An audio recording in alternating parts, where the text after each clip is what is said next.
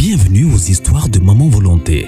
Nous sommes une chaîne qui raconte des histoires vraies, des réalités vécues au quotidien, dans la société en général et en Afrique en particulier.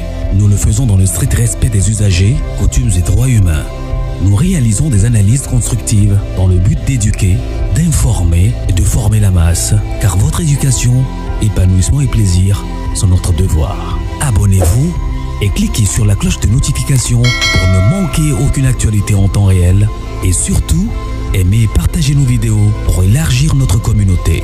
Maman Volonté et les volontaires, ensemble, nous sommes plus forts.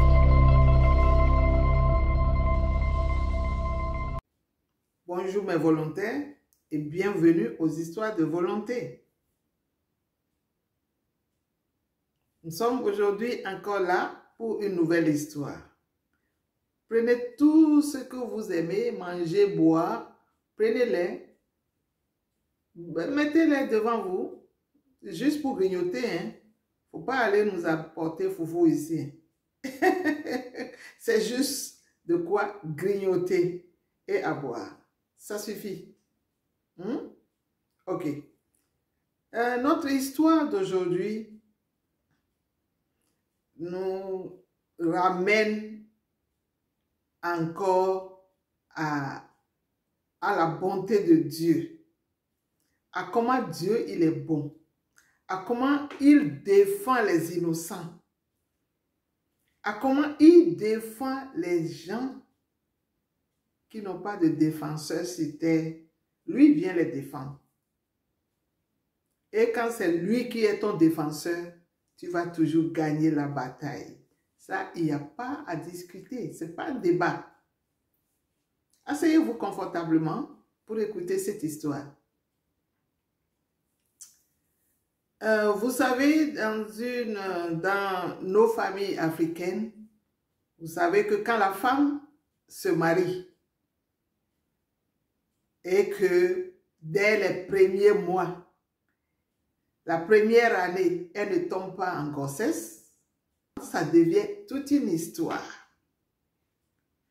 Ça devient une histoire. Ça devient, et surtout avec nous les belles-mères. On ne cherche même pas à savoir si ça vient de nos fils ou bien ça vient de la femme. Nous, on ne cherche pas ça. Ah, on devient docteur, on devient praticien, on devient Dieu. On devient tout à la fois et on commence par juger. Oh, depuis là, tu es là. Tu manges l'argent de mon fils seulement. Tu ne veux pas lui faire des enfants. Tu es un ornement. On a tout fait pour toi. On est allé payer la dot.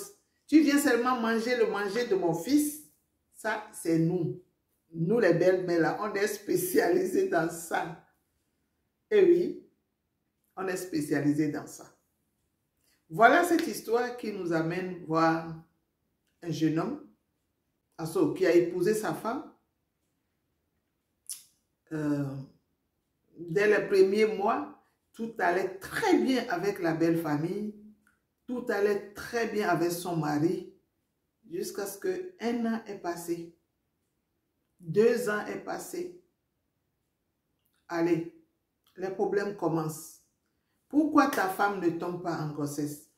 La belle-mère qui est dans un village togolais qu'on appelle Gapé, elle vient même en ville à Lomé les retrouver pour vouloir passer quelque temps avec cette dame-là en lui posant que des questions. Pourquoi elle ne tombe pas en grossesse?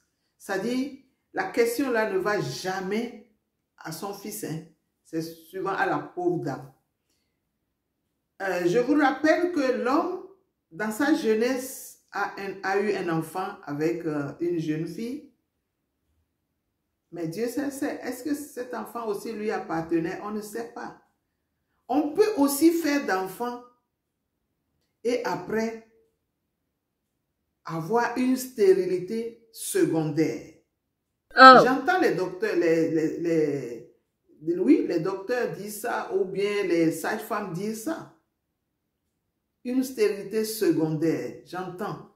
Tu peux faire d'enfants avant et puis après, étant resté dans le célibat encore pendant longtemps et étant aussi quelqu'un qui passe d'ici à là, on peut contracter une maladie sexuellement transmissible. Et suite à ça, on tombe dans cette stérilité secondaire-là. Aux côtés de la femme aussi, c'est vrai, elle peut avoir peut-être quelque part un enfant, mais après, avec des pilules et autres là, elle peut aussi avoir un problème. Mais pourquoi rejeter toujours le tort sur la femme? Je pense que la meilleure chose à faire, c'est d'amener les deux, ou bien que les deux aillent à l'hôpital, voir des gynécologues, faire des analyses. Maintenant, si on dit l'un des deux ne peut pas faire d'enfant, il y a toujours des traitements à entamer. C'est suite à tout ça là qu'on peut commencer par juger et dire, le docteur, le gynécologue a dit, ah, tel ne peut pas faire d'enfant ou tel peut faire d'enfant. Mais nous, on ne fait pas ça, hein. On ne fait pas ça. Donc, c'est comme ça que la vieille les dérangeait, jusqu'à ce que eux-mêmes, ils ne savent plus quoi faire. Ils sont allés faire des analyses. Après, pardon, oui, ils ont fait des analyses, ils ont tout fait. Il n'y a rien qui montre qu'ils ne peuvent pas faire d'enfants. Donc, ils sont tranquilles dans leur vie. Ils sont tranquilles. Ils ont essayé d'expliquer tout à la maman, mais qui ne veut pas comprendre. Et qu'est-ce qu'elle a fait finalement? Elle est allée trouver une femme au village, le village de Gapé, là. Elle a trouvé une femme là-bas qu'elle a épousée. Elle a obligé son fils à épouser et à la laisser à ses côtés. Donc cette fille-là vivait avec la maman sans que la première ne sache. Vous savez, dans la vie là aussi, il faut avoir un peu de patience. Dans la vie là aussi, ce n'est pas tout qui est permis, hein? Ce n'est pas tout qui est permis. Celle que tu vas chercher là, tu ne sais pas si elle va faire vite l'enfant, elle va tomber vite en grossesse. Tu ne connais pas, tu ne connais rien. La patience est un chemin d'or. Voilà la fille là qui vient. Elle fait 1 an. Parce qu'on a obligé aussi l'homme à venir tous les week-ends au village pour pouvoir avec cette femme. Donc, il a commencé par faire ça tous les week-ends. Pendant plus d'1 an, cette fille-là ne tombait pas aussi en grossesse. Ce qui a commencé par inquiéter un peu sa femme parce que se dit, mais avant, pour aller au village, mon homme m'amenait avec lui. Des fois, même c'est moi qui refuse. Je dis non, cette fois-ci, hein, écoute, hein, tu peux avoir des choses familiales à traiter avec ta maman ou ton papa. Je te laisse aller seul. Mais depuis plus d'1 an, on ne l'amène plus. Parce que l'autre femme est là-bas. L'homme aussi ne sait pas comment déclarer à sa femme qu'on lui a trouvé une femme au village. Ceci a continué. Mais comme il y a un Dieu pour les malheureux, et Dieu, tu es bon, hein? Tu es bon. Dieu, qui a dit que Dieu n'est pas bon? Tu es bon. À un moment donné, cette femme est tombée en grossesse. La première femme, je veux dire, la vraie même, la madre même, elle est tombée en grossesse. Ils ont dit quoi? C'est pas possible. 2 semaines, 1 mois, 6 semaines, 2 mois, jusqu'à 3 mois et demi, confirmé par les sages-femmes. L'homme s'est dit, hé, qu'est-ce qu'il faut faire? Il faut que j'annonce cette nouvelle à ma maman. Wow! Mais est-ce qu'il faille le faire seul ou bien j'amène carrément ma femme au village pour la montrer et puis ma maman même va constater la bonne nouvelle. Pendant ce temps, celle qui est au village commence déjà par chercher des astuces pour rendre la première femme folle. What? Vous avez bien entendu, hein? Je dis bien folle. Oh my God. Voilà pourquoi elle est partie voir un marabout du village pour lui dire, elle n'explique même pas que c'est elle qui est venue après. Elle dit qu'il y a une femme qui est en train de prendre sa place auprès de son mari et qu'elle veut, elle a dit qu'elle veut sa mort carrément. Elle veut qu'on la d'abat seulement. Mais c'est le marabout qui lui a proposé la folie parce que dit, si elle d'abat maintenant cette femme-là, on saura que c'est sa concurrente et que c'est elle qui a fait ça. Donc, qui lui fait la proposition de folie. Et pour faire ça, on a besoin de quelques cheveux. De quelques cheveux de cette dernière. Et pour ça, cette fille-là avait déjà fait un programme avec sa belle-mère pour rendre visite au couple là-bas et en se présentant comme sa nièce, c'est-à-dire la nièce du monsieur. Et elle va passer quelques jours là-bas. La maman n'a pas trouvé d'objection à cela. Hein. Pour elle, il faut seulement qu'elle tombe en grossesse. Terminé. Le programme est fait. Elle devait se rendre la semaine qui vient à Lomé chez le couple. Mais Dieu est Dieu.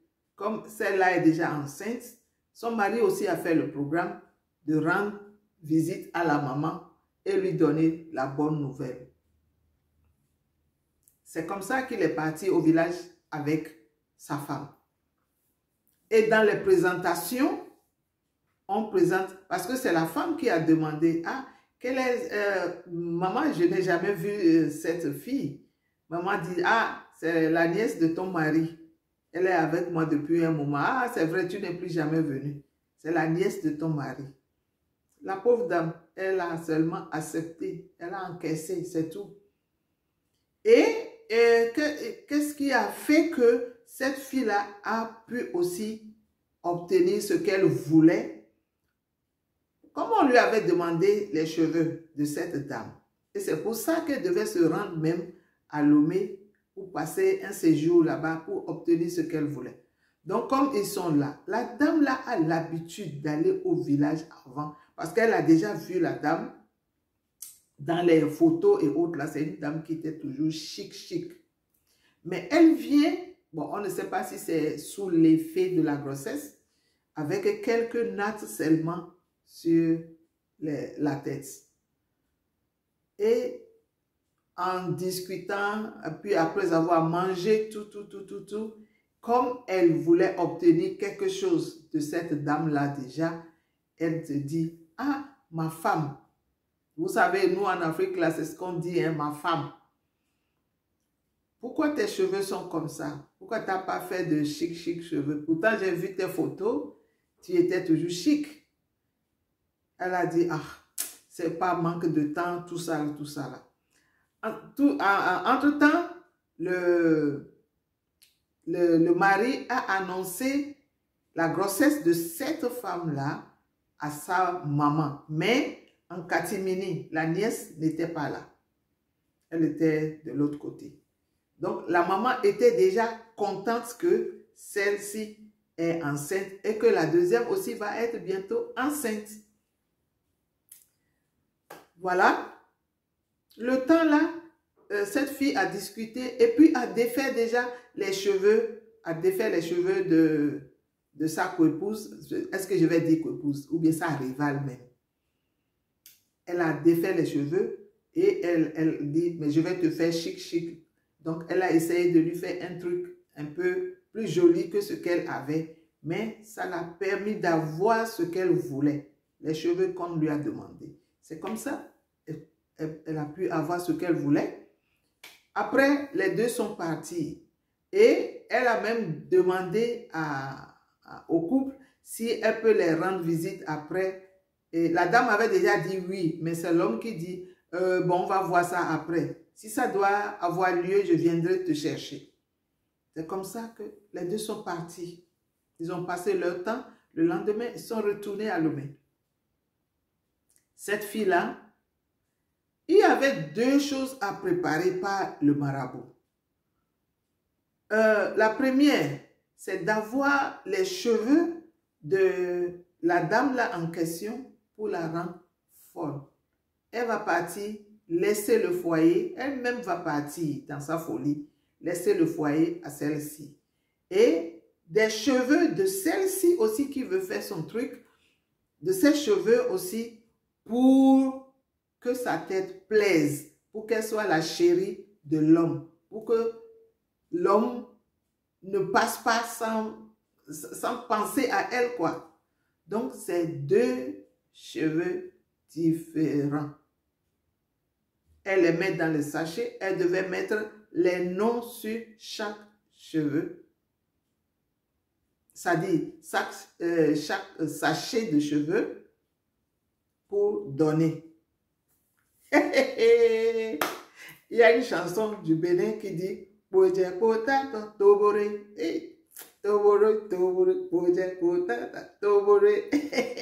savez ce que ça veut dire? Retour à l'envoyeur. Retour à l'envoyeur. En voulant coller les noms, elle s'est trompée de sachet. Elle met son nom sur le sachet de l'autre dame et puis vice-versa. Le sachet va chez le marabout. Le marabout fait son truc comme promis. 7 jours après, ça doit commencer par agir. Voilà cette fille-là au village, tout est fait. Voilà cette fille-là au village qui a commencé par faire « Wow! Quand quelqu'un s'approche d'elle, hey!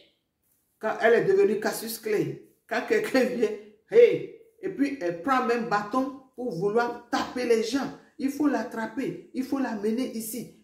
Ils ont tenté par tous les moyens de maîtriser cette fille-là. Rien. Entre-temps, c'est maintenant que le couple de l'autre côté-là, ils sont devenus plus serrés qu'avant. Collés. Ils sont devenus même ça, plus que leur premier jour de mariage.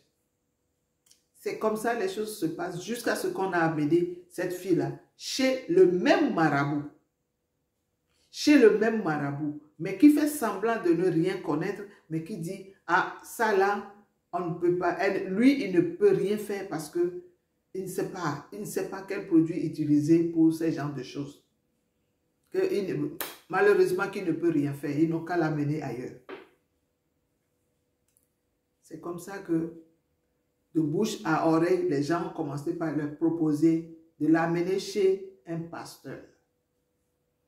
Donc, ils ont trouvé un pasteur et on l'a amené.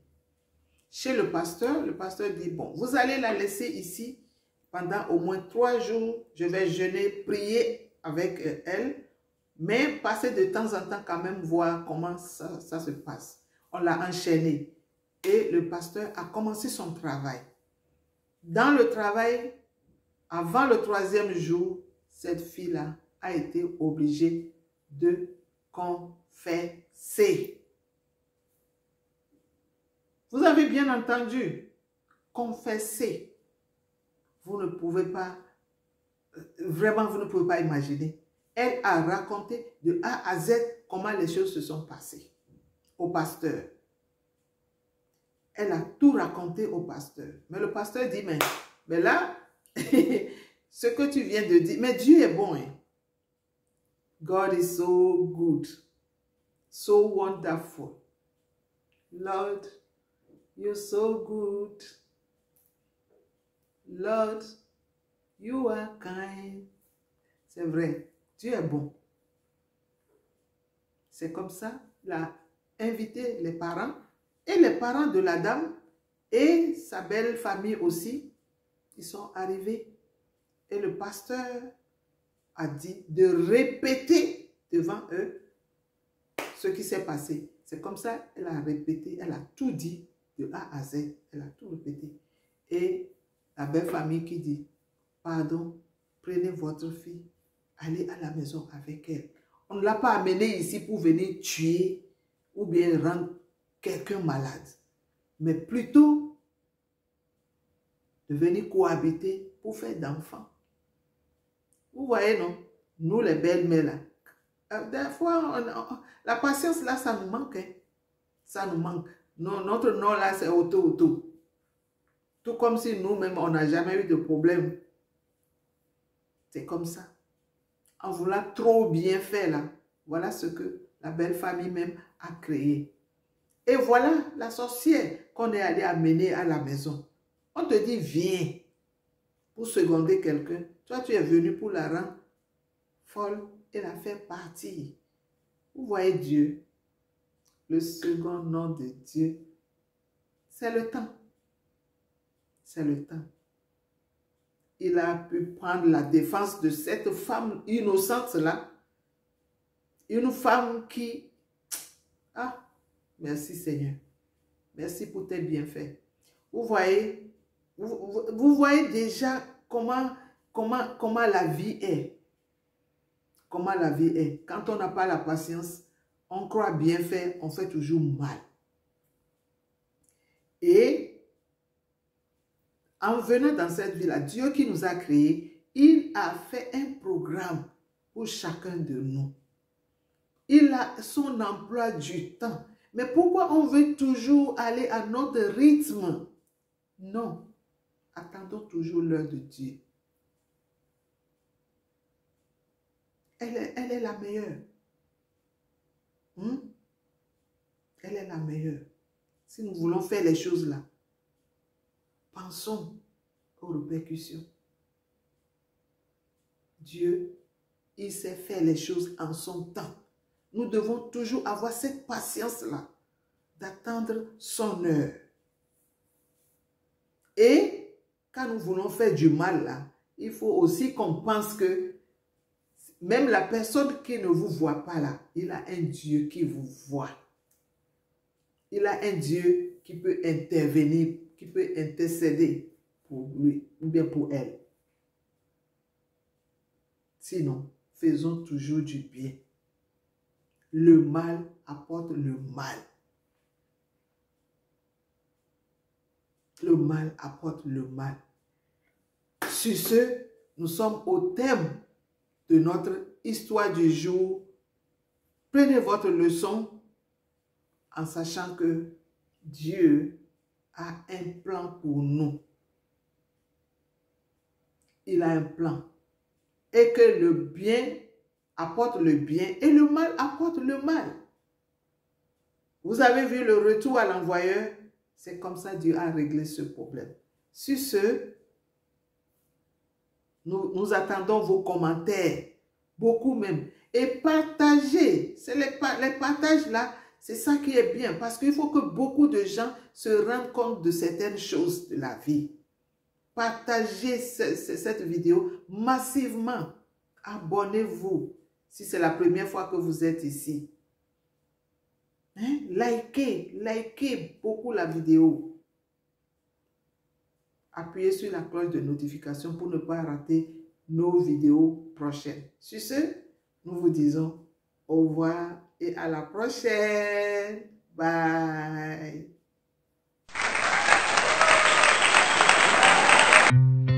Bienvenue aux histoires de Maman Volonté. Nous sommes une chaîne qui raconte des histoires vraies, des réalités vécues au quotidien, dans la société en général et en Afrique en particulier. Nous le faisons dans le strict respect des usagers, coutumes et droits humains. Nous réalisons des analyses constructives dans le but d'éduquer, d'informer et de former la masse, car votre éducation, épanouissement et plaisir sont notre devoir. Abonnez-vous et cliquez sur la cloche de notification pour ne manquer aucune actualité en temps réel et surtout, aimez et partagez nos vidéos pour élargir notre communauté. Maman Volonté et les volontaires, ensemble, nous sommes plus forts.